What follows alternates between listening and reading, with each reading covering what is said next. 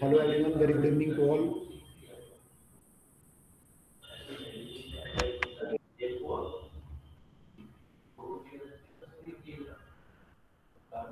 Okay, आवाज आ रही है आप लोगों को clear? Yes, sir. Okay, screen present हो रही है? Yes, sir. Yes, sir. हो रही है. ओके, चलिए तो आज की क्लास स्टार्ट करते हैं and very happy new year to all of you. Thank you, sir. Same to you. Thank you. आज जो है आपकी डेट शीट भी आ गई है, तो डेट शीट मतलब टाइम आ गया पेपर का. तो कैसी वो रिएक्शन है आप लोगों का जो डेट टाइम है अप्रैल से और सॉरी मई से और जून के बीच में? सर नीट के लिए तो बेकार लग रहा है क्योंकि बोर्ड्स के बाद नीट के लिए टाइम कम मिल पाएगा. ओके. और सर बोर्ड्स से ज्यादा हमारे लिए नीट है ना अभी तो. ओके, तो उसके लिए कर सकते हो कि नीट की तैयारी करो 2 महीने जम के, फिर जब बोर्ड आएगा 1.5 महीने लास्ट के 2 महीने उसमें बोर्ड की तैयारी करना. यस सर, यही सोचा है कि मार्च अप्रैल में तो बोर्ड्स के लिए, अभी तो नीट के लिए. अभी फरवरी तक ट्राई करो कि 11th का पोर्शन, बाकी जो 12th का पोर्शन है सारा 12th का रिवीजन करो, 11th का दोबारा एक बार देख लो सारा. और ये भी हो सकता है मोस्ट प्रॉब्ली कि अगर नीट 2 बार अगर जैसे प्लान करिए है गवर्नमेंट, तो हो सकता है बोर्ड से पहले एक बार नीट करा दें, जैसे जेई मेंस होता है बोर्ड से पहले, तो ये भी हो सकता है. तो ऐसा कोई जरूरी नहीं है कि आफ्टर द बोर्ड ही नीट एग्जाम होगा, है ना. जब तक नोटिफिकेशन नहीं आता we can not say anything. तो अपनी तैयारी करके रखो सबसे, तो it can be beneficial for you. तो लेट अस सी क्या आता है बोर्ड, उसका नोटिफिकेशन क्या आता है, लेट अस सी क्या आता है. चलो हम लोग अपना टॉपिक देखते हैं आगे. तो हम लोगों ने लास्ट टाइम पे डिफ्लेक्शन कर लिया था, वाईडीएससी हो गया था. अब जो है हम लोग लास्ट टॉपिक हमारा जो इसका है वेव ऑप्टिक्स का, वो है हमारा पोलराइजेशन. और उससे पहले एक और है रिजॉल्विंग पावर. ये दोनों ही बोर्ड से आउट ऑफ सिलेबस हो चुके हैं, लेकिन कंपटीशन के लिए आते हैं अब तक. लेट अस सी. पहले रिजॉल्विंग पावर कर लेते हैं, छोटा सा इसके 2 फॉर्मूले हैं, उसके बाद फिर अपना पोलराइजेशन शुरू करते हैं. तो देखो रिजॉल्विंग पावर क्या होती है एक्चुअली, कि कोई जो ऑब्जेक्ट है उसकी जो इमेज बनती है, ये इमेज एक्चुअली आपकी जो बननी चाहिए एक पॉइंट बननी चाहिए, लेकिन लेंस में जो बीच में लेंस होता है, जो इससे देखते हो माइक्रोस्कोप से या टेलीस्कोप से, बीच में लेंस होते हैं. तो ये लेंस क्या करते हैं, इसमें डिफ्रैक्शन होता है लेंसेज में. तो लेंस में डिफ्रैक्शन होता है, इसकी जो इमेज बनती है एक्चुअली वो एक डिस्क टाइप की बनती है. अब मान लो आपने 2 ऑब्जेक्ट देखे और दोनों की इमेज बनाई, तो उसका भी डिस्क टाइप का बनेगा. अब मान लो ये बहुत पास पास ऐसे इमेज बन गई, तो दोनों की डिस्क क्या होंगी, ओवरलैप कर देंगी. आपको जो है उनको अलग अलग डिस्टिंग्विश करने में प्रॉब्लम हो सकती है कि ऑब्जेक्ट ये 2 हैं या 4 हैं या 5 हैं और कैसे हैं. तो अगर ये ऑब्जेक्ट की इमेज बहुत क्लोज बन रही है, तो हम कहेंगे कि we can not distinguish the object. तो हम बोलेंगे कि हमारी जो रिजॉल्विंग पावर है उसकी एक लिमिटेशन है, आँख की रिजॉल्विंग पावर उसकी एक लिमिटेशन है. तो 2 क्लोज ऑब्जेक्ट को बहुत सेपरेट नहीं कर सकती. ठीक है. तो रिजॉल्विंग पावर है kind of the we can say, अगर हम इंस्ट्रूमेंट की बात करें तो ये एक एबिलिटी ऑफ द इंस्ट्रूमेंट है to produce separate image. Instrument मैंने टेलीस्कोप या माइक्रोस्कोप या बाकी इंस्ट्रूमेंट.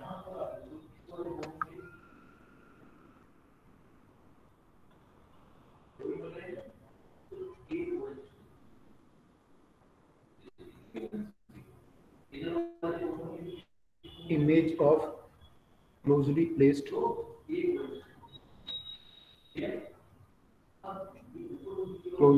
object.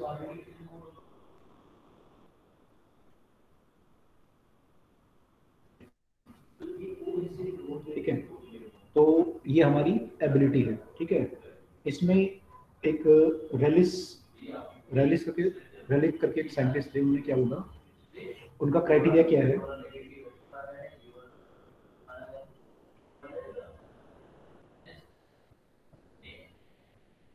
उसने बोला कि जो आपका इमेज बनता है डिफ्रैक्शन के कारण, उसमें मैक्सिमा और मिनिमा होते हैं, कई सारे मैक्सिमा मिनिमा होते हैं. मान लो ए ऑब्जेक्ट का एक इमेज बना, उसका मैक्सिमा सेंट्रल मैक्सिमा ऐसे है और बाकी मैक्सिमम फिर ऐसे बनेंगे, ऐसे साइड बनेंगे।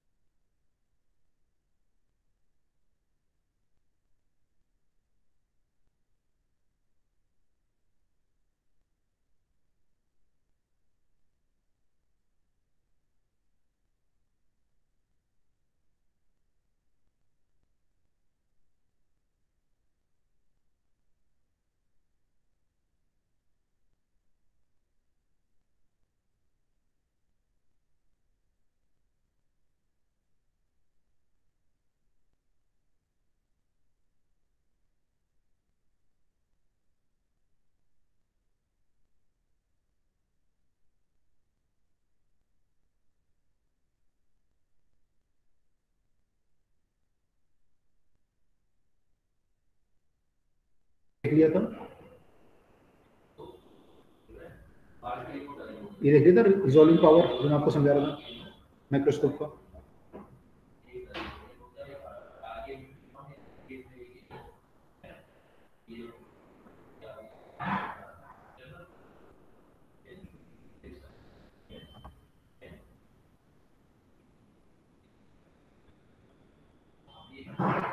हेलो,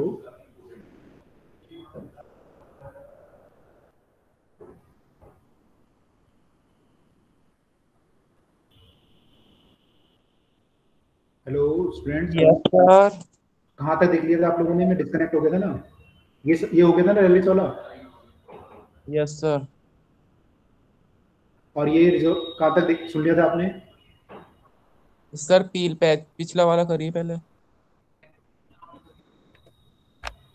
ये तो आ गया समझ में? Yes sir. इसमें मैंने रिजॉल्व देखा था ना, फिर ये शुरू किया था माइक्रोस्कोप। तो ये आप लोग थे यहाँ पे? डिस्कनेक्ट हो गया, एक्चुअली मैं लिख रहा था, सर रेले क्राइटेरिया से बता दो। रेलेस क्राइटेरिया ये था फिर, अच्छा चलो यहाँ से बताता हूँ मैं। रेलेस क्राइटेरिया ये था कि अगर जो दो ऑब्जेक्ट हैं उनकी जो इमेज बन रही है डिफ्रैक्शन के कारण, उनकी जो सेंटर मैक्सिमा अगर बहुत क्लोज हैं, तो हम कहेंगे कि हमारा ऑब्जेक्ट रिजॉल्व नहीं हो पाएगा, हमारी आंख उसे अलग अलग ऑब्जेक्ट की तरह साफ साफ नहीं देख पाएगी। अगर उनके सेंटर मैक्सिमा इतनी दूरी पे हैं, जो उसका बी का सेंटर मैक्सिमा बना है, वो पहले वाले के सेकेंडरी मिनिमा, जो पहला सेकेंडरी मिनिमा होगा ये वाला फर्स्ट सेकेंडरी मिनिमा, इसके बाहर अगर बने इसका मैक्सिमा, तो बी से कि ए और बी जो है डिस्टिंग्विश हो जाएंगे। कब बोलेंगे? जब मैक्सिमम ऑफ बी जो है at least beyond first secondary minima of A हो, तो हम कहेंगे ये रिजॉल्व हो गया ऑब्जेक्ट हमारा। क्लियर? Yes sir. इसके बाद फिर मैं आपको बता रहा था resolving power of the microscope. तो resolving power of the microscope में ये कह रहा था कि ये डिपेंड करती है कि दो पास के ऑब्जेक्ट को डिस्टिंग्विश कर पाता है कि नहीं कर पाता। तो मान लो अगर ये बहुत पास के ऑब्जेक्ट को डिस्टिंग्विश कर पाता है जिनका डिस्टेंस डी है, तो हम कहेंगे रिजॉल्विंग पावर हाई है। लेकिन अगर आपको ज्यादा डिस्टेंस चाहिए रिजॉल्व करने के लिए, तो हम कहेंगे माइक्रोस्कोप का रिजॉल्विंग पावर कम है, लेस है।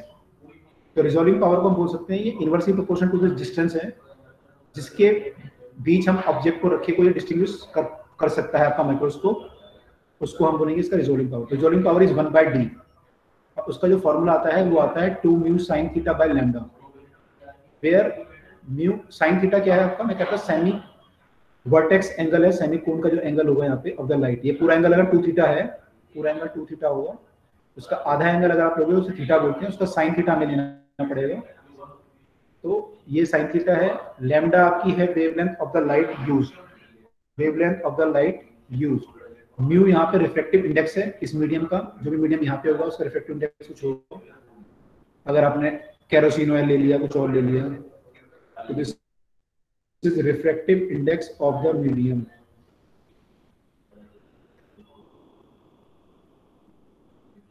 ठीक है, ऑफ मीडियम बिटवीन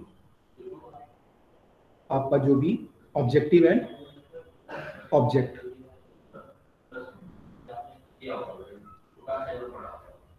ये आपका रिफ्लेक्टिव इंडेक्स है। तो ये आपका रिजॉल्विंग पावर का फॉर्मूला है फॉर द माइक्रोस्कोप। क्लियर हुआ?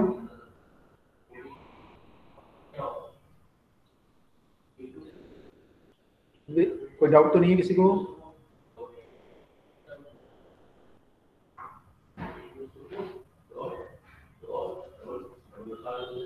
ओके, अब टेलीस्कोप की बात करते हैं। टेलीस्कोप में जब रिजॉल्विंग पावर की बात करते हैं, वो हम बात करते हैं कि हमारे दो जो ऑब्जेक्ट हैं,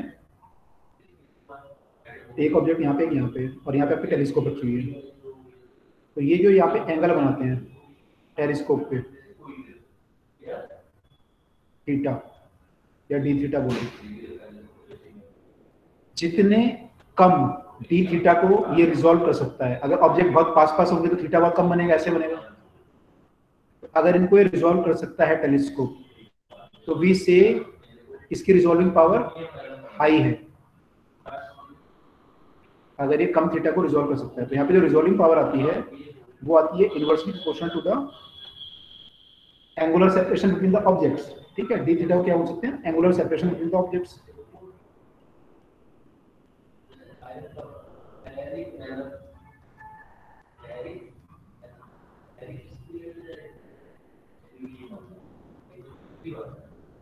तो यहाँ पे जो फॉर्मूला आपका आता है वो आता है d by 1.22 lambda, d by 1.22 lambda. ठीक है, where your d is the diameter of objective, diameter of objective. आपको ध्यान होगा यहाँ पे हम टेलीस्कोप में ज्यादा डायमीटर का ऑब्जेक्टिव यूज करते थे, और लैम्डा द वेवलेंथ है ऑफ द लाइट यूज्ड, जो लाइट आ रही है।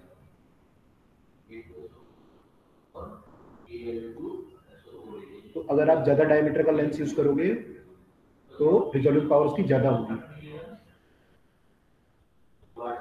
ठीक है, तो these are the formula for our resolving power of the microscope and telescope. ये वाला फार्मूला जो है आप टेलीस्कोप के लिए लगा सकते हो, आई के लिए लगा सकते हो। अगर आई के लिए लगाओगे फार्मूला तो ये हो जाएगा डायमीटर ऑफ द प्यूपिल,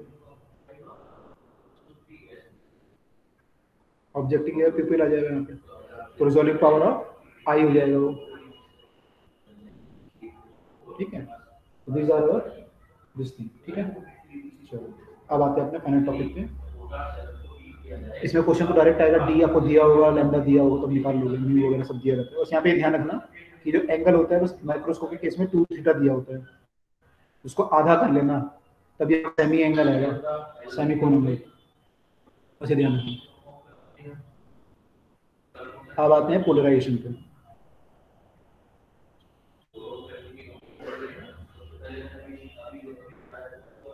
पोलराइजेशन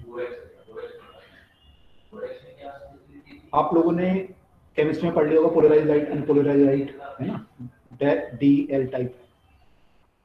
तो वही हमें देखना है कि पोलराइज लाइट होती क्या है और इसको कैसे पोलराइज करते हैं, और उससे रिलेटेड कुछ प्रिंसिपल हैं यहाँ पे, वो क्या प्रिंसिपल क्या क्या है। तो पहले हम देखें कि अनपोलराइज लाइट होती क्या है, उसको फिर पोलराइज करा जाता है। अनपोलराइज लाइट क्या होती है, आपको पता है लाइट जो है वो ईएम वेव है, दिस मीन्स इसमें इलेक्ट्रिक एंड मैग्नेटिक फील्ड है और ये आपस में परपेंडिकुलर है। तो जब ये लाइट ट्रैवल करती है आपकी, तो इसमें जो है इलेक्ट्रिक और मैग्नेटिक फील्ड होते हैं, आपस में परपेंडिकुलर होते हैं, ऐसे करके कुछ, राइट।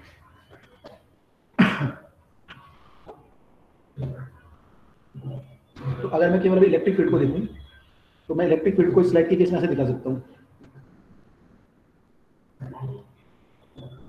ये ऐसा ट्रैवल कर रहा है। ठीक है, बट लाइट में क्या होता है कि ये जो इलेक्ट्रिक फील्ड होता है, लाइट में डिफरेंट डिफरेंट रेज, ये आपकी लाइट जो होती है उसमें इलेक्ट्रिक फील्ड जो मिक्सचर होता है अलग अलग डायरेक्शन में, तो पर्टिकुलर डायरेक्शन में इलेक्ट्रिक फील्ड हुआ। लेकिन जो एक्चुअल लाइट आती है उसमें इलेक्ट्रिक फील्ड हर डायरेक्शन में होता है, ऐसा भी होगा, उससे परपेंडिकुलर भी होगा, ऐसे भी होगा, ऐसे भी होगा। अगर मैं इस साइड से देखूं तो आपको कुछ ऐसा दिखाई देगा,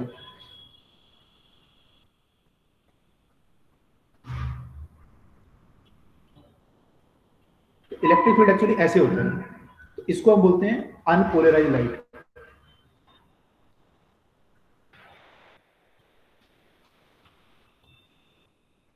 ठीक है, अनपोलराइज्ड लाइट। और अगर मैं इसको देखूं यहां से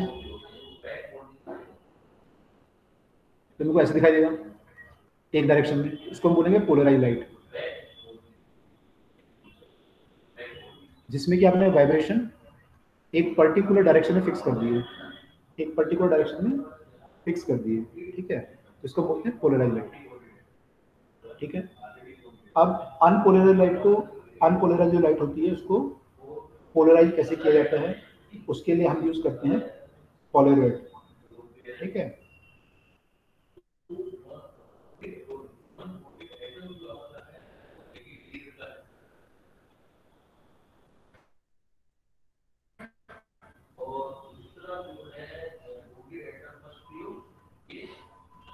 पोलराइड यूज करना पड़ेगा पोलराइज करने के लिए।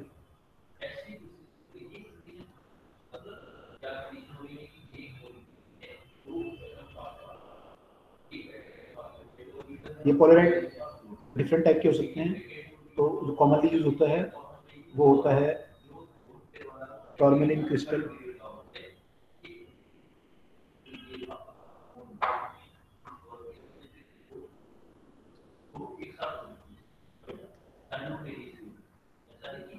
टॉर्मेलिन क्रिस्टल, ठीक है। तो इसमें क्या होता है कि आप पोलराइज लाइट को ऐसे पास करते हो, इसको नोट कर लो, पेज चेंज करना।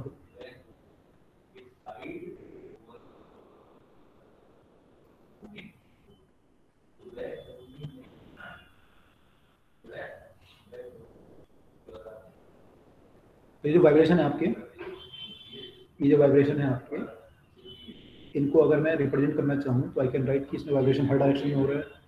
तो यू कैन राइट कि इसके वाइब्रेशन जो हैं लाइट के इधर को भी हो रहे हैं और इसके परपेंडिकुलर भी हो रहे हैं। तो मैं अनपोलराइज्ड लाइट को ऐसे दिखा सकता हूँ, ठीक है। ये अनपोलराइज्ड लाइट है। इसको जब मैं टॉर्मेलिन क्रिस्टल से पास करूँगा तो उसका एक पर्टिकुलर जो एक्सिस होता है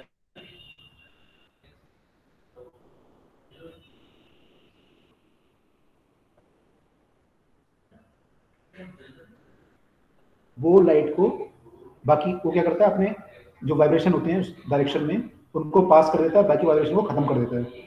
जब इससे लाइट पास होगी तो आपके वाइब्रेशन एक पर्टिकुलर डायरेक्शन में बचेंगे, आपके जो वाइब्रेशन है पर्टिकुलर डायरेक्शन में बचेंगे। तो हम बोलेंगे कि ये हमारा जो है प्लेन ऑफ वाइब्रेशन है। अब जो हमारा ये है पोलराइज्ड लाइट के लिए, ये क्या है, प्लेन ऑफ वाइब्रेशन। इसमें हमारा इलेक्ट्रिक फील्ड वाइब्रेट कर रहा है। और जिस डायरेक्शन में आपने पोलराइजेशन, सॉरी, आपने जो वाइब्रेशन खत्म कर दिया, आपने कौन सा खत्म कर दिया, इससे परपेंडिकुलर वाले खत्म कर दिए सारे, तो आप कह सकते हैं कि वो आपका प्लेन ऑफ पोलराइजेशन है। वो क्या है, प्लेन ऑफ पोलराइजेशन। तो अगर मैं इसे परपेंडिकुलर प्लेन एक बनाऊं ऐसे करके, इसके वाइब्रेशन आपने खत्म कर दिए, इसको बोलेंगे प्लेन ऑफ पोलराइजेशन। इस प्लेन में आपने लाइट को पोलराइज कर दिया, उसके वाइब्रेशन खत्म कर दिए,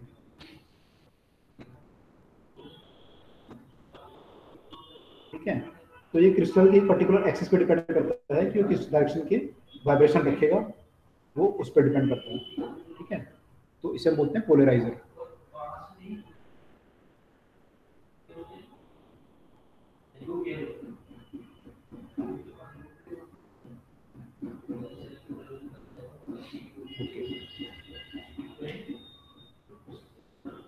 और इसमें अगर आप इंटेंसिटी देखें लाइट की, तो अगर इंटेंसिटी ये आई थी यहाँ पे लाइट की, तो यहाँ पे इंटेंसिटी रह जाती है आपकी आधी, I/2।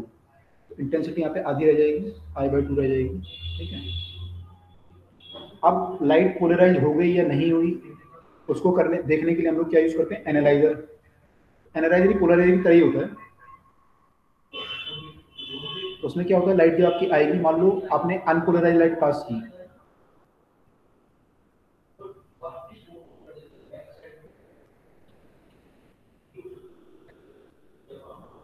ये यहाँ से पास होके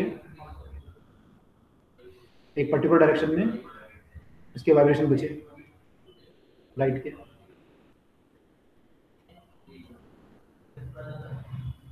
अब यहाँ पे हमारा क्या होता है, एनालाइजर होता है लगा हुआ। एनालाइजर क्या करता है, एनालाइजर को आप डिफरेंट डायरेक्शन में रोटेट करते हो। एनालाइजर मान लो इस डायरेक्शन में है और ये इसका एक्सिस है जिसके अबाउट ये लाइट को पास होने देगा, क्योंकि एनालाइजर पोलराइजर की तरह होता है, तो पर्टिकुलर एक्सिस के वाइब्रेशन को पास होने देता है। इस केस में ये इस वाइब्रेशन को पास होने देगा। अब मान लो आपने एनालाइजर को घुमा दिया, आपने एनालाइजर को ऐसे कर दिया, तो परपेंडिकुलर हो गया उससे वाइब्रेशन से। इस केस में ये लाइट को यहाँ पे पास नहीं होने देगा। तो इस केस में क्या होगा, लाइट की इंटेंसिटी यहाँ पे आई थी, यहाँ पे I/2 थी, यहाँ पे I/2 रहेगी, क्योंकि अगर सारी पास करने देगा। लेकिन इस केस में अगर आप घुमा दोगे पूरा, तो ये I यहाँ पे 0 हो जाएगा। तो आप देखोगे कि जब ये पोलराइजर, जो सब आपका एनालाइजर है, इसको बोलते हैं एनालाइजर, ये आप देख रहे हो इसमें, ये आपका पोलराइजर था।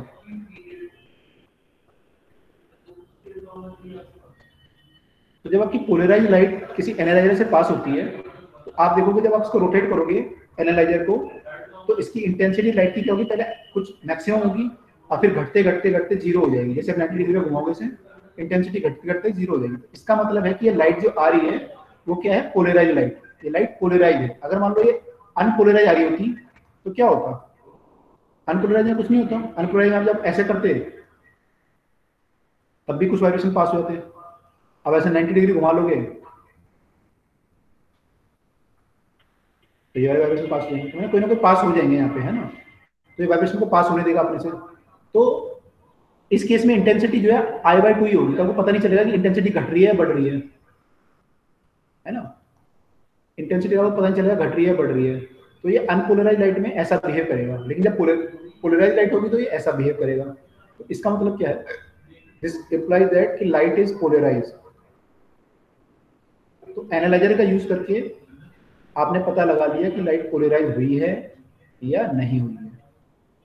आई hope this is clear to all.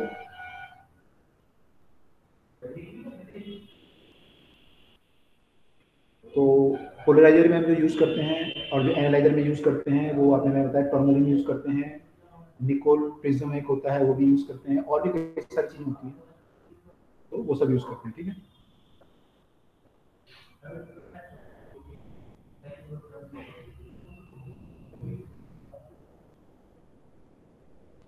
तो निकोल प्रिज्म जो होता है it can be use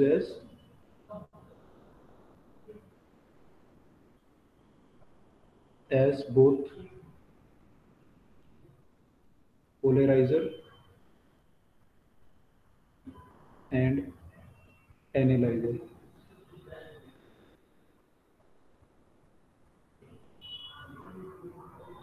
okay चलिए। अच्छा, अगर हम नेक डांग से देखें तो नेक डांग से we can not distinguish the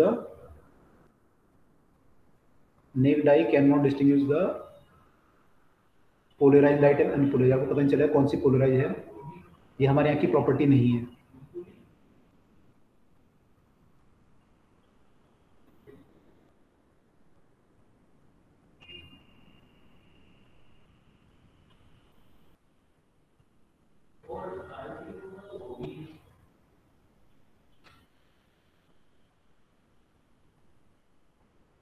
ठीक है। ओके, अब यहाँ पे कुछ लॉ हैं इससे रिलेटेड। जब आप लाइट को पास करते हो किसी क्रिस्टल से तो जो इंटेंसिटी आपकी होती है उसके रिलेटेड एक लॉ है, उसे बोलते हैं लॉ ऑफ मालस या मेलस, जो भी बोलना चाहो। लॉ ऑफ मेलस ये बोलता है कि जब आप किसी लाइट को यहाँ से पास करते हो क्रिस्टल से, क्रिस्टल का कोई अपना प्लेन होगा जिससे वो वाइब्रेशन को पास होने देगा। तो इन दोनों के बीच में जो भी एंगल होगा, इन दोनों के बीच में जो भी एंगल होगा, यहाँ पे एंगल 0 है, लेकिन मतलब आपने इसको घुमा दिया तो कुछ एंगल आ जाएगा।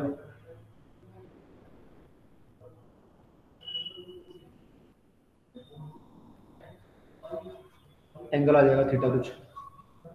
तो उसने ये बोला कि जो इंटेंसिटी यहाँ से पार होकर निकलती है आई, जो इंटेंसिटी निकलती है पार होकर लाइट की, वो इस थीटा पे डिपेंड करती है कि इस लाइट के वाइब्रेशन में और इसके बीच में थीटा कितना है। तो उसने बोला कि जो आई है आपका, it is proportional to cos square theta. It is proportional to cos square theta. ठीक है, किसके लिए? For a plane polarize light.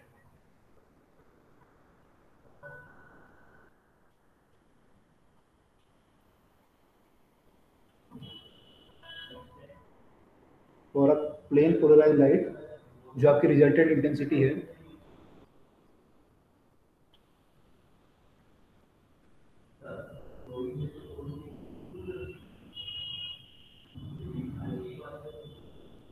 जो आपकी रिजल्टेंट इंटेंसिटी है,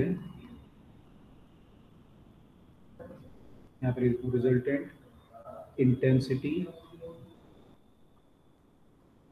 आई, वो ऐसे वेरी करती है I equal to cos square theta, where theta is the angle between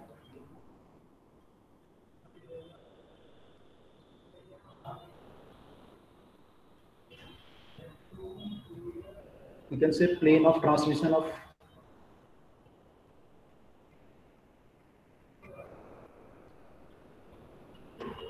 polarizer and analyzer. Plane of transmission of polarizer and the analyzer. ठीक है, जैसे आपने यहाँ पे लाइट देखा था, तो जो पोलराइजर था उसने पर्टिकुलर एंगल, ये इसका प्लेन ऑफ पोलराइजर, वो मान लो पोलराइजर का प्लेन है ट्रांसमिशन का, उसने इस प्लेन में भेजा, और यहाँ पे आपने इसका जो प्लेन है वो ये है। इनके बीच का जो एंगल होगा वो डिफाइन करेगा कि आपकी लाइट की इंटेंसिटी जो पार होगी वो कितनी होगी। तो जैसे यहाँ पे आपकी इंटेंसिटी पार होगी तो थीटा पे डिपेंड करेगी। अगर थीटा 0 होगा तो सारी लाइट पास हो जाएगी, cos थीटा 1 होता है तो सारी लाइट पास हो जाएगी। अगर थीटा 90 हो जाएगा तो ये 0 हो जाएगा, तो कोई लाइट पास नहीं होगी। जैसे हमने प्रीवियस केस में देखा कि 90 डिग्री पे देयर वाज नो लाइट। तो ये लॉ ऑफ मेलस है, बहुत सिंपल है। And this is valid for the polarize light. अगर अनपोलराइज लाइट होगी तो एंगल कुछ भी हो वो I/2 ही पार करेगा ना, उससे I/2 ही पार करेगा अगर अनपोलराइज होगा तो। लेकिन अगर पोलराइज होगा तो फिर वो एंगल पे डिपेंड करेगा, राइट।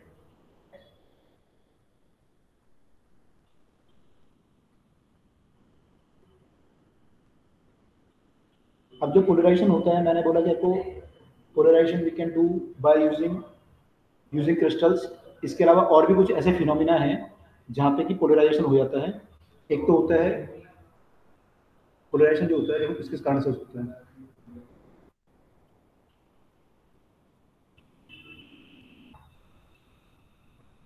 पोलराइजेशन जो है स्कैटरिंग के कारण हो सकता है। पोलराइजेशन जो है आपका होता है रिफ्लेक्शन के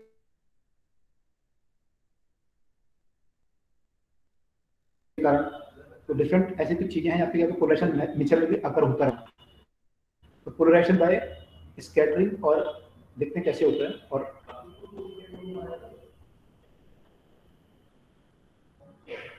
स्कैटरिंग और बी जो है बाय रिफ्लेक्शन कैसे होता है,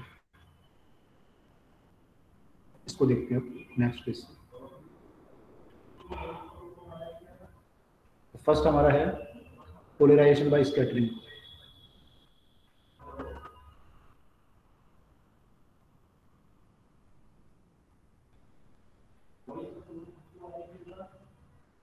पोलराइजेशन बाय स्कैटरिंग। स्कैटरिंग आप समझते हो कि लाइट जो किसी पार्टिकल पे टकराती है तो ये लाइट हर डायरेक्शन में स्कैटर हो जाती है, किसी पार्टिकल से आती है, उसको हम बोलते हैं स्कैटरिंग। ठीक है, तो ये देखा गया कि जब कोई लाइट अनपोलराइज लाइट आके किसी पार्टिकल से टकराती है, तो इससे जो परपेंडिकुलर डायरेक्शन होती है, यानी कि ये डायरेक्शन और ये डायरेक्शन, इनमें जो लाइट जाती है वो पोलराइज होती है।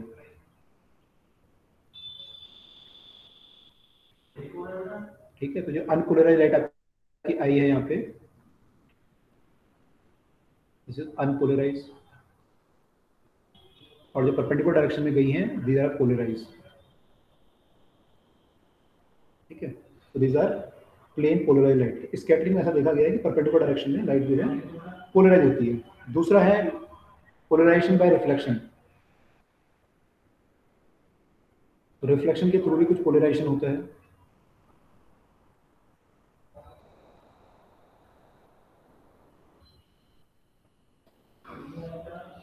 पोलराइजेशन बाय रिफ्लेक्शन तो क्या होता है कि जो लाइट आपकी आ रही है अनपोलराइज, मान लो टकराई किसी सरफेस पे, इंसिडेंट रे आ रही है आपकी और ये अनपोलराइज है, तो उसमें वाइब्रेशन जो है सारी डायरेक्शन में अवेलेबल है।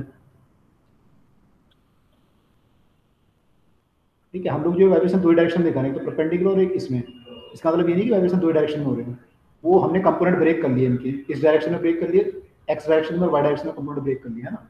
अदरवाइज तो वाइब्रेशन तो सारे प्लेन उसमें हो रहे हैं। तो ये लाइट ऐसे आके टकराई, ठीक है, तो क्या होता है कि ये लाइट जो टकरा के रिफ्लेक्ट होके जाती है यहाँ पे वापस, वो जो है कुछ हद तक पोलराइज हो जाती है। और एक जब आप एंगल चेंज करोगे, एंगल ऑफ इंसिडेंस, तो एक पर्टिकुलर एंगल ऐसा आता है, कि इस पे लाइट पूरी की पूरी पोलराइज हो जाती है।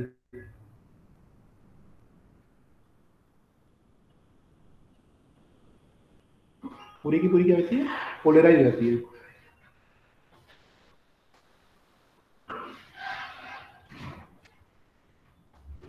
अनपोलराइज लाइट आपने भेजी थी, पूरी पोलराइज हो गई। ठीक है, और जो लाइट इसमें रिफ्रैक्ट करेगी, मान लो ये मीडियम ऐसा है कि आप एक मीडियम से दूसरे मीडियम में भेजोगे, कुछ लाइट रिफ्रैक्ट भी करेगी, तो जो रिफ्लेक्ट करेगी वो मान लो देखो रिफ्लेक्ट कर रही है, तो ये एंगल जो होता है एक्चुअली इस केस में क्या होता है, ये एंगल ऑफ रिफ्रैक्शन हो गया आपका मान लो। इस केस में जो लाइट यहाँ पास करती है ये पार्शियली पोलराइज होती है, इसमें पार्शियली पोलराइजेशन हो जाता है।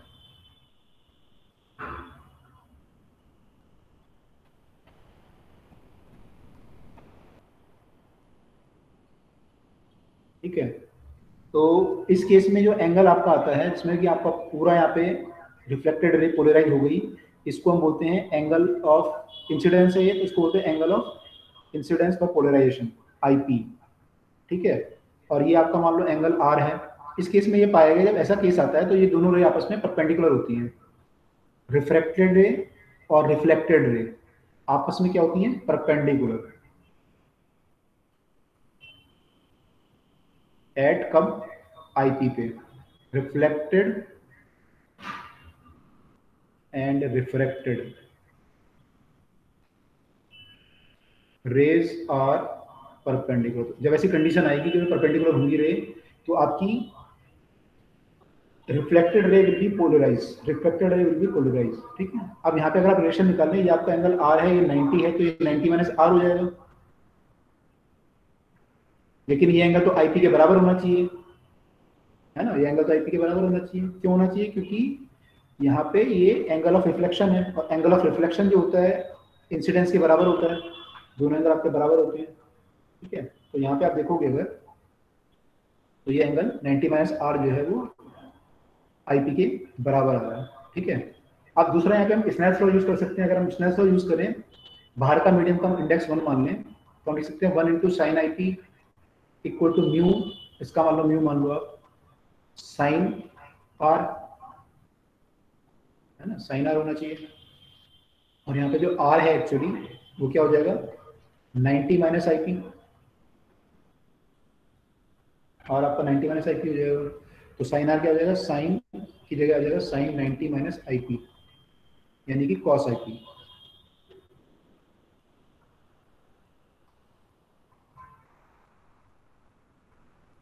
तो यानी कि साइन आई पी बराबर हो गया mu times cos I P. अगर कॉस को आप अपॉन में लिया हो तो you will get tan I P equal to mu, tan I P equal to mu. मैं यहां लिख रहा हूं, this means I P is tan inverse of mu. तो एंगल ऑफ पोलराइजेशन जो हमारा होता है वो tan inverse of the relative refractive index of the medium होता है, जहां पे रिफ्लेक्टेड लाइट जा रही है, जहां पे रिफ्लेक्टेड लाइट जा रही है। ठीक है, इसको हम बोलते हैं, इस लॉ को हम बोलते हैं ब्रूस्टर्स लॉ। इस लॉ का एक नाम है ब्रूस्टर्स लॉ। ठीक है, तो यहाँ पे हमारी लाइट परपेंडिकुलर होती है। ठीक है, आई होप ये क्लियर है सबको यहाँ तक।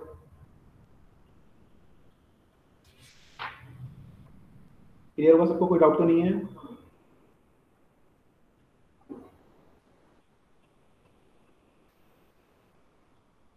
कोई डाउट तो नहीं है? Bristol law and law of Malus clear हुआ सबको?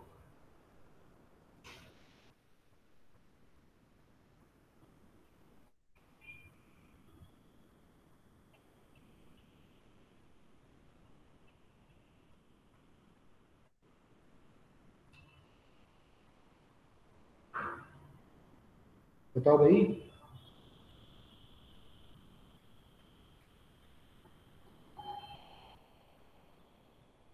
आवाज आ रही है आप लोगों को?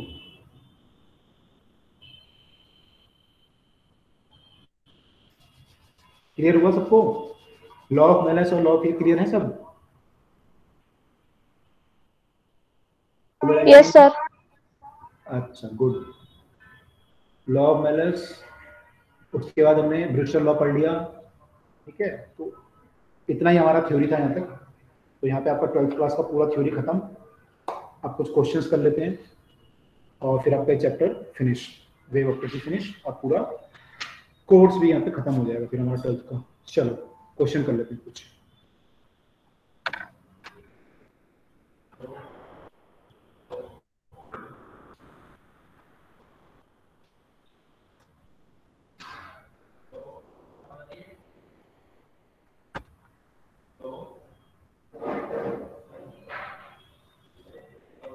ये कह रहा है किसी लाइट के लिए angle of polarization is 60 degree, what is critical angle. Critical angle पढ़ा था ना आप लोगों ने, व्हाट इज क्रिटिकल एंगल, इसकी वैल्यू क्या होगी।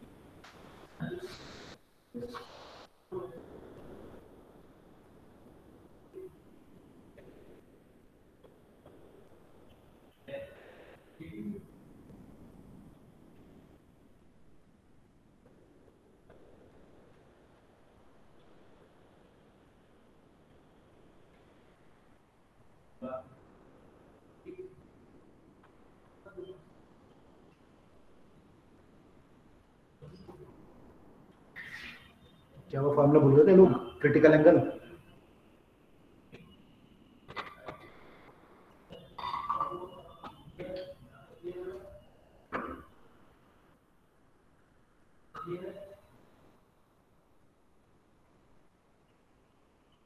Sign C D. डी, क्या बॉम्बे या Delhi. D option, sin inverse 1/√3। Correct, very good.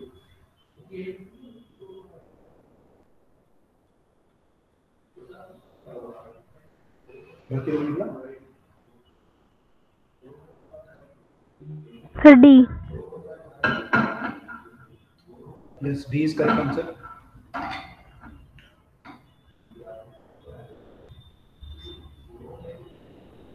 D is the right answer. ठीक है, तो इसमें हमें क्रिटिकल एंगल यूज करना था। साइन सी क्या होता है हमारा, 1/μ होता है मेरे ख्याल से, और यहाँ पे 10 IP जो है वो म्यू होता है। तो ये बोला था इसने कि ये जो है 60 डिग्री है IP, तो ये म्यू आपका जो है वो आ जाएगा 1060 यानी √3। पानी इधर बोतल मेरी है तो पानी पिलाओ। तो ये √3 आया, तो साइन सी हमारा 1/√3 आया, तो सी हमारा साइन इनवर्स ऑफ √3 आ जाएगा। ठीक है,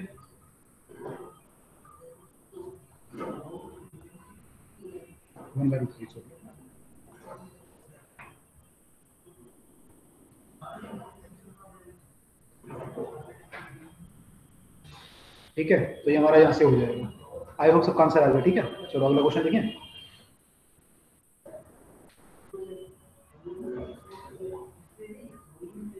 अगले क्वेश्चन में कह रहा है कि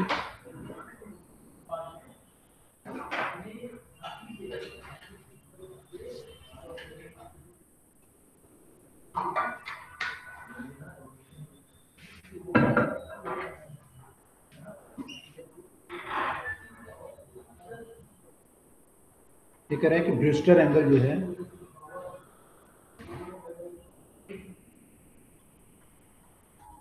ब्रूस्टर एंगल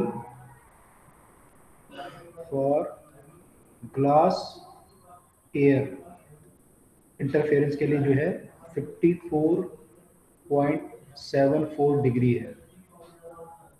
ठीक है, आगे बोल रहा है इफ लाइट गोइंग फ्रॉम कहां से कहां एयर टू ग्लास, लाइट जा रही है आपकी air to glass, strike at an angle of incidence क्या है इसका 45 डिग्री, ये एंगल ऑफ इंसिडेंस का 45 डिग्री इस पर स्ट्राइक करती है। तो आपको बताना है what is the angle of refraction, angle of refraction क्या होगा इस केस में, ये आपको बताना है। आपको जो वैल्यू दी हुई है 10, इसकी दी हुई है √2, तो बताना है एंगल कितना होगा।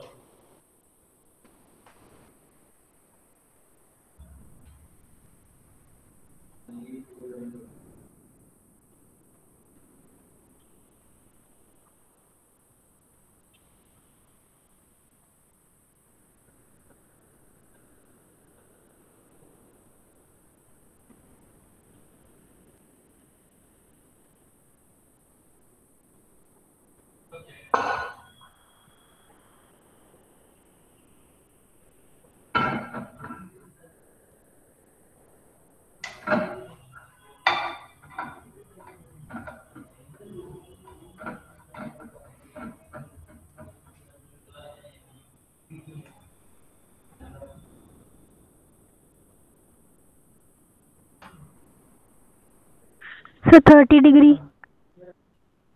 30 डिग्री, एक मिनट देख लो, 30, correct, 30 degree answer, right.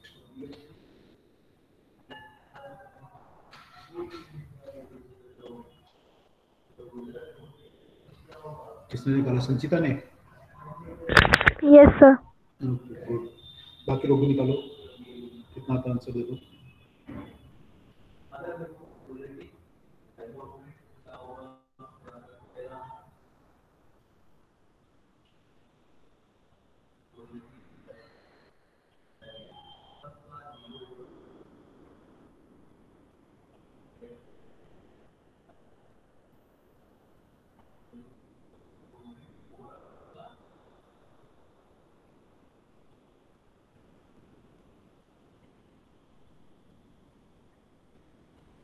Brewster angle for the glass air interference is this. Brewster angle आपका IP है यानी वो रेगुलर 10 IP जो है म्यू के बराबर होता है। तो आपको इससे पता चल रहा है कि 10 IP यहाँ पे ये होगा 54.74 डिग्री, तो 10 54.75 डिग्री जो है वो म्यू का वैल्यू है, यानी कि म्यू का वैल्यू √2 आ गया आपका। ठीक है, अब क्या करें, लाइट हमारी जाती है एयर टू ग्लास, तो ग्लास का हमारा म्यू √2 आ गया और लाइट जा रही है एयर टू ग्लास।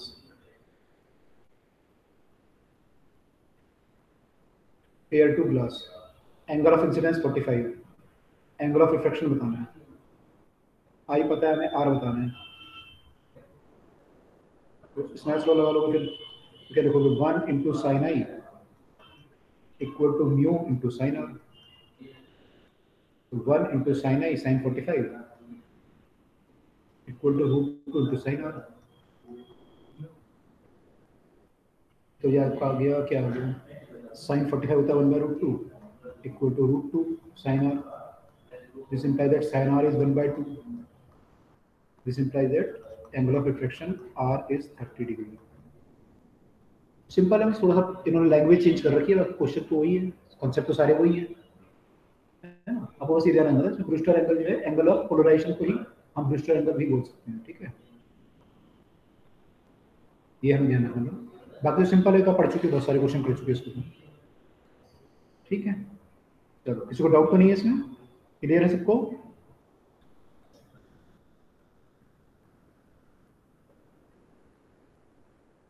क्लियर है, डाउट तो नहीं है? Yes, sir. ओके,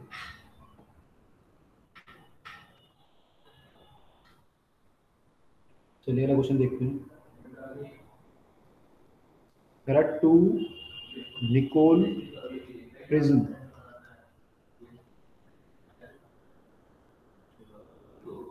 oriented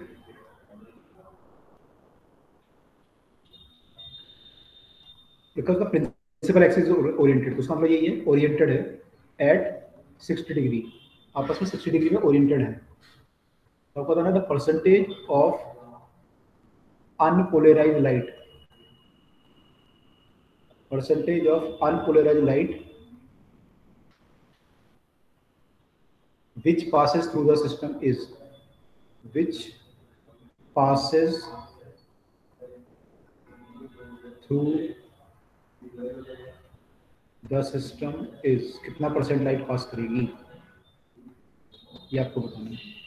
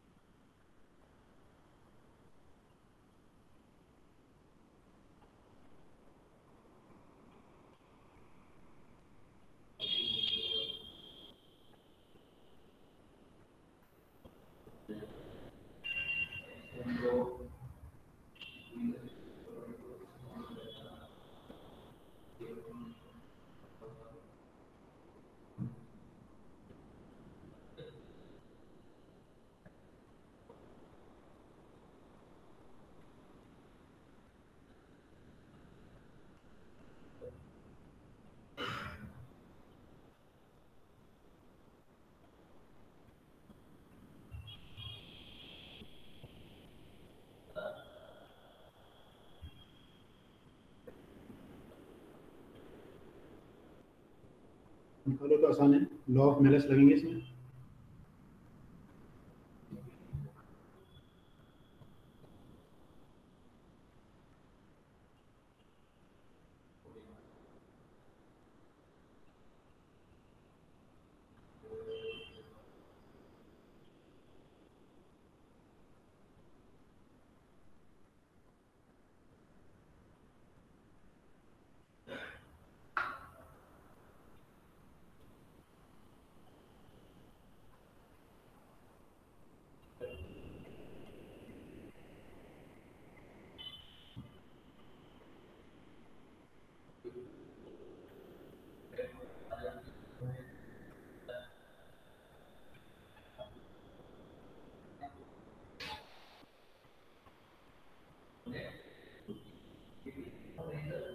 किसी का नहीं आया?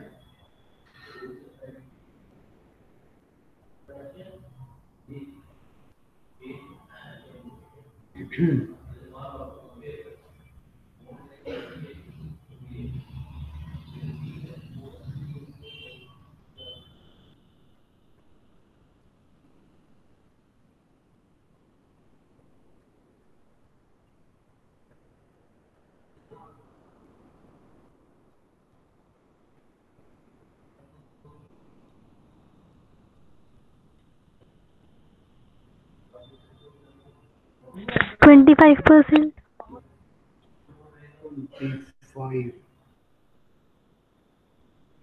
मेरे ख्याल 12.5% है यहाँ पे। 12.5 पहले तो आई नॉट होगा, 1 से पास करोगे तो अनपोलराइज है तो आई नॉट बाई 2 होना है, तो पक्का है। अगला जो है 60 डिग्री पे है इससे, तो यहाँ पे जो होगा वो आई नॉट बाई 2 कॉस स्क्वायर 60 हो जाएगा, यानी कि कॉस 60 कितना होगा हमारा, साइन 30, 1/2 1/4, तो ये हो जाएगा आई नॉट बाई 2 इंटू 1/2 का स्क्वायर, यानी कि आई नॉट बाई 8 हो जाएगा, which is 12.5% of I not. नहीं, ऐसा नहीं होगा? Yes sir. क्या गलती करी थी? कहाँ पे गलत हो गया था? सर दो, ये जो एनालाइजर और पोलराइजर के बीच का एंगल था ना, वो मैंने उससे समझ लिया था स्टार्टिंग से ही। आपने यहाँ पे 60 मान लिया था। हाँ हाँ, तो यहाँ पे एक्चुअली देखो ना क्वेश्चन में क्या बोल रहे हैं, अनपोलराइज लाइट। तो अगर अनपोलराइज है तो एंगल से भी फर्क नहीं पड़ता ना, अनपोलराइज तो हर डायरेक्शन में उसका वाइब्रेशन होता है, इसके लिए कोई एंगल का मैटर ही नहीं करता। एंगल तो मैटर तब पड़ेगा जब आपका वाइब्रेशन एक डायरेक्शन में होगा, उसके बाद मैटर करेगा ना। तो यहाँ पे हम I/2 ही लेंगे, एंगल का जो मैटर आएगा वो यहाँ पे आएगा, ठीक है। Okay sir. चलो अगला क्वेश्चन देखो फिर।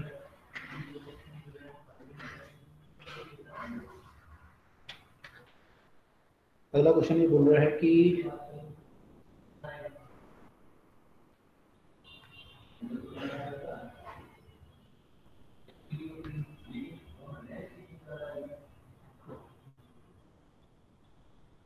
कह रहा है अनपोलराइज लाइट है, अनपोलराइज लाइट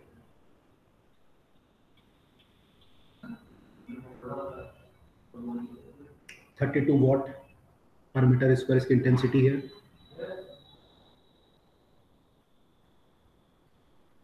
ये 3 पोलराइजर से पास होती है, passes through 3 polarizer।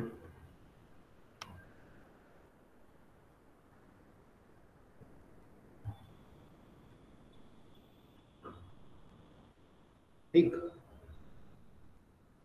ये जो पोलराइजर है कह रहा है first and second makes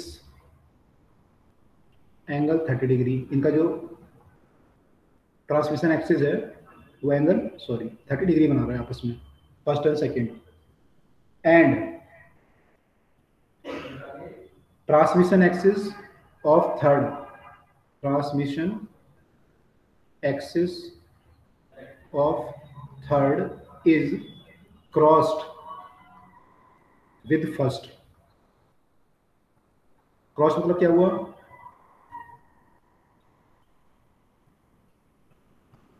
cross मतलब क्या हुआ बताओ? फर्स्ट वाले से 90 डिग्री। हाँ, उसको क्रॉस बोलते हैं, ठीक है, 90 डिग्री अगर होगा तो इंटेंसिटी ऑफ इमर्ज लाइट हमें बतानी है, इंटेंसिटी ऑफ इमर्ज लाइट कितनी होगी, ठीक है। वॉट पर मीटर स्क्वायर में सारे ऑप्शन बताओ क्या होगा, निकालो इसे।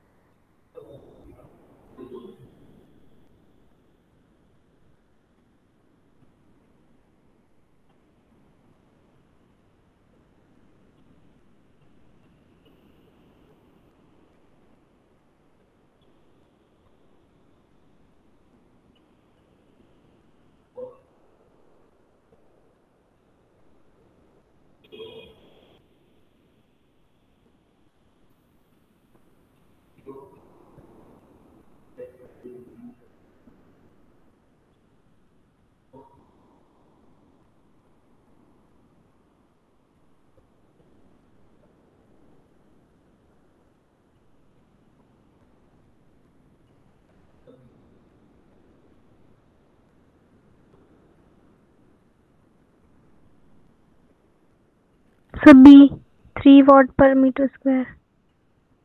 करेक्ट करेक्ट, बिल्कुल सही है।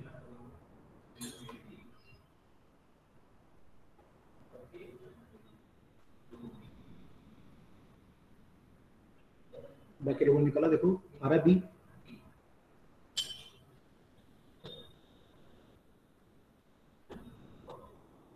बत्तीस वॉट है ये, अनपोलराइज है। पहले तो 16 वॉट हो जाएगा, पहले से पास करेगा 16 वॉट, दूसरे से पास करेगा तो 16 cos स्क्वायर 30, अगले से पास करेगा तो फिर cos स्क्वायर 60 आ जाएगा। देखो आ रहा है इसका आंसर, बी आ रहा है, 3 वॉट।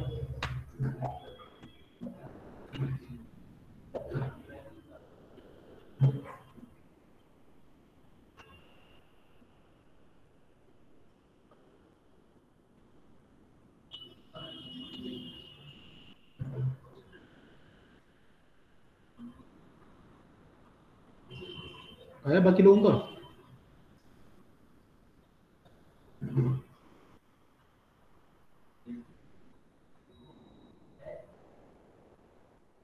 उषा, उर्वशी, स्वाति, संचिता, परमिता, मेघा, कोमल, हर्षी, चैनिका, अशोक। आया आप लोगों का? नहीं आया? अदीबा,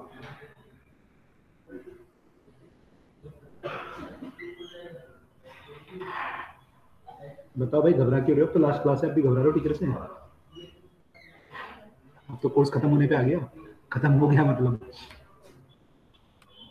नीट देना आप लोगों को 4 महीने के बाद। घबराओ मत, गलत सही है कुछ तो जो है बोलो। सर लास्ट वाले में 60 डिग्री क्यों लिया?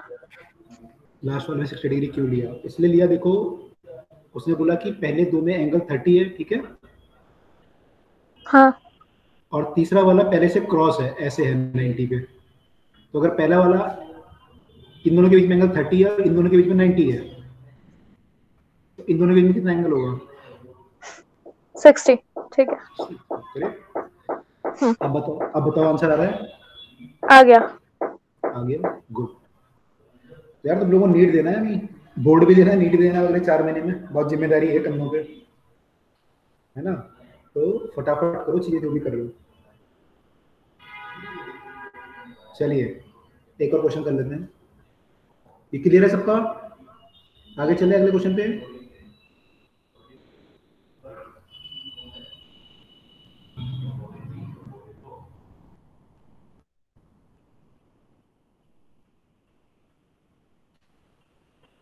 ओके चलिए,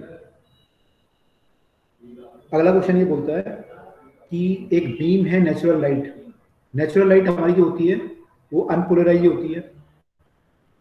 नेचुरल जो लाइट होती है अनपोलराइज होती है ना। ये बीम ऑफ नेचुरल लाइट है, fall on a system of 5 polarizer.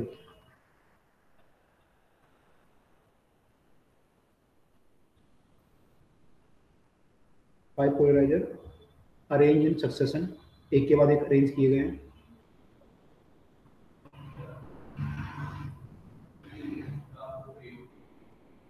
So that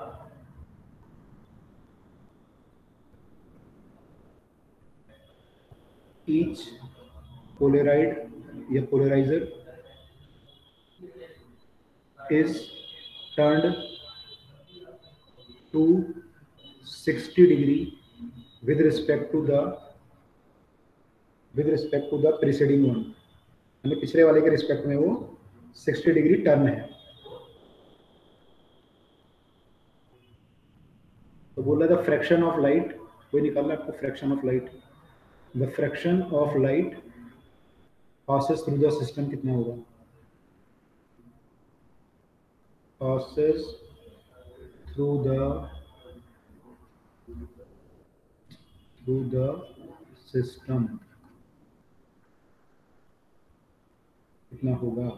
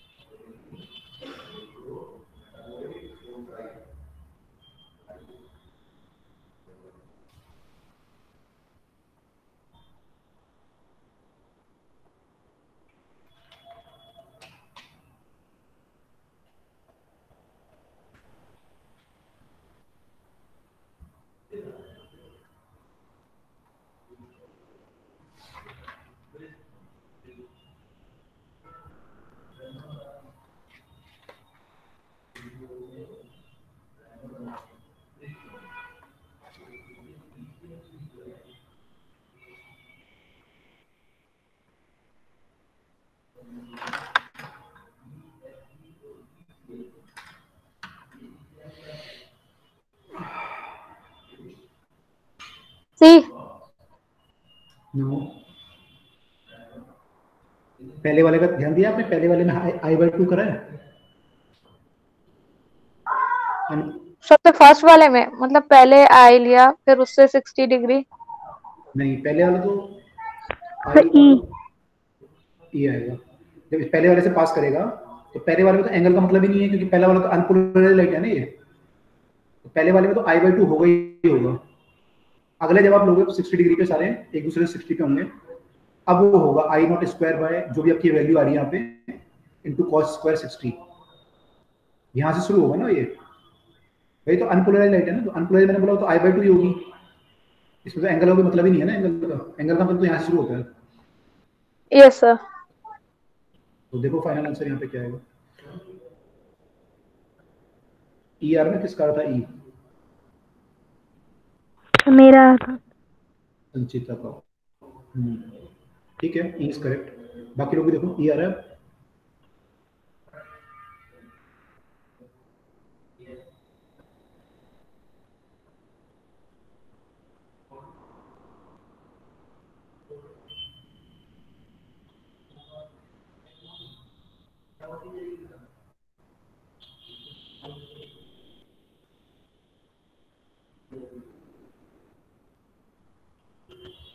आया बाकी लोगों का? cos square 60 cos square 60 cos square 60 4 बार cos स्क्वायर 60 आ जाएगा। I/2 और 4 बार cos स्क्वायर 60 यानी cos स्क्वायर cos 60 की पावर 8 हो जाएगी।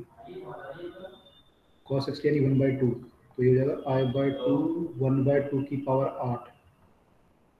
2 दूनी 4 दूनी 8 दूनी 16 दूनी 32 दूनी 64 128 256 और फिर 512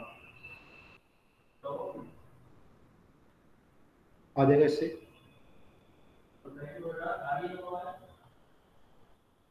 is it clear? Yes sir. Okay, निकाल लोगे ना? क्वेश्चन तो इजी है ना, इसमें कुछ भी नहीं करना है, बस सिंपल सिंपल है। ये तो बहुत सिंपल क्वेश्चन है। ओके, एक और लास्ट क्वेश्चन कर लेते हैं। एक लास्ट क्वेश्चन कर लेते हैं, फिर क्लास को एंड करते हैं। ये क्वेश्चन थोड़ा अच्छा है, ध्यान से सुनना क्या बोल रहा है क्वेश्चन में, है ना।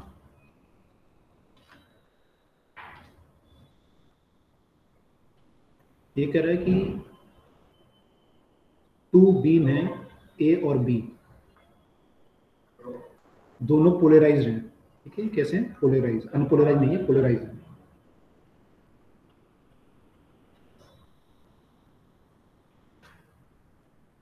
और इनका जो प्लेन ऑफ पोलराइजेशन है वो म्यूचुअली परपेंडिकुलर है।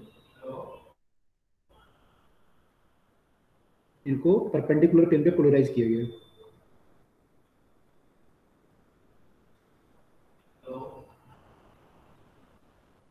ठीक, अब ये बोल रहा है कि आप इनको ना एनालाइज कर रहे हो। आप इनको एनालाइज कर रहे हो, आपने पोलराइजर लगाया होगा, सॉरी एनालाइजर लगाया होगा आपने, उससे आप इसको एनालाइज कर रहे हो। तो आपने देखा कि from a position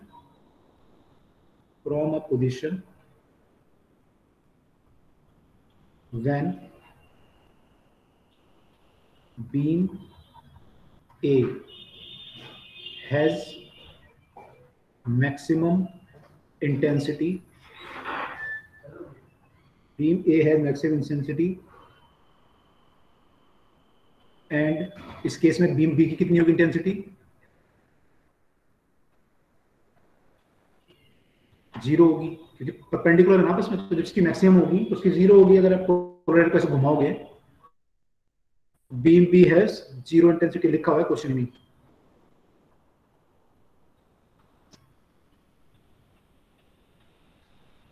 A rotation of Polaroid through 30 degree makes two beams makes two beams appear equally bright.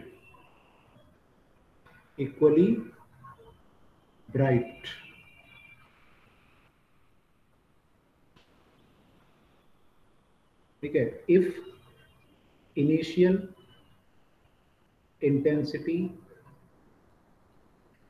of two beams are IA and IB respectively, then IA divided by IB is equal to कितना? Option है 3, 3/2, 1, 1/3। Question को ध्यान से समझो क्या बोल रही है और करो फिर। इजी है, क्वेश्चन में कुछ नहीं समझना है आपको।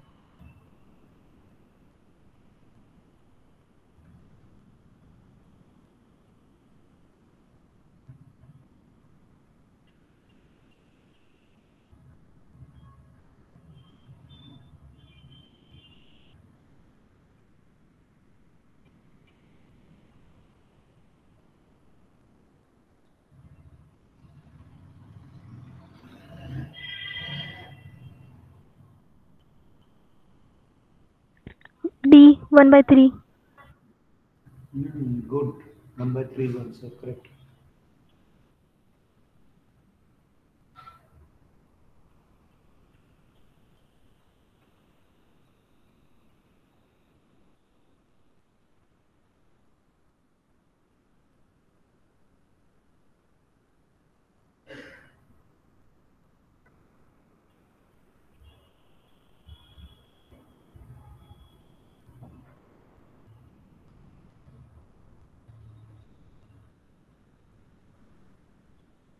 है बाकी लोगों का समझ में आ रहा है क्वेश्चन? परपेंडिकुलर है दोनों और I A has maximum intensity, I B की 0 है, वहां से अपने पोलराइड को घुमाया।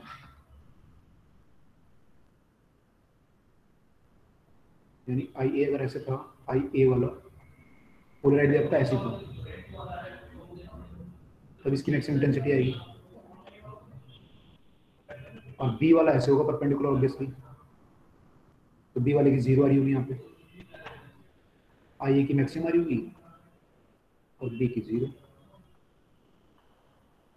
अब क्या किया आपने, से घुमा दिया, कितना घुमाया, इसको घुमाया कितना आपने घुमाया 30 डिग्री से, तो 30 डिग्री घुमा दिया ऐसे,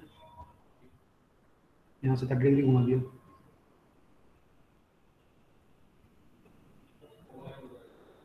अब देखो यहाँ पे कितनी आएगी इंटेंसिटी, एंगल कितना बन गया इसका, ए के साथ तो एंगल कितना बन गया, 30 डिग्री बन गया, ए वाला इसका ए के साथ तो एंगल बन गया 30 डिग्री।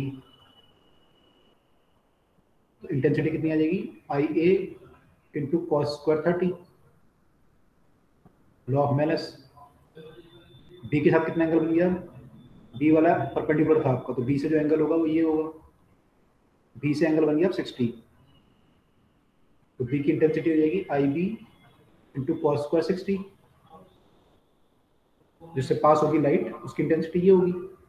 अभी क्या कह रहा है, अपीयर इक्वली ब्राइट, तो दोनों इक्वली ब्राइट है तो दोनों इक्वल होंगे आपस में, इन दोनों को इक्वेट कर लो, वहां से आई और आई बी का रेशियो आ जाएगा, है ना। देखो आंसर आ रहा है बाकी लोगों का।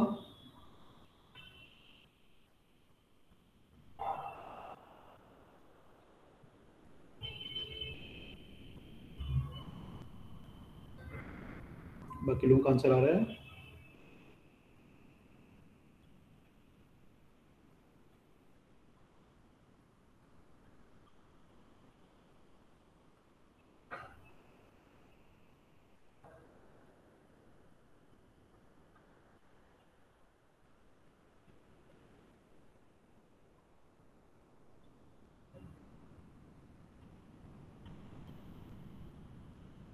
Yes sir.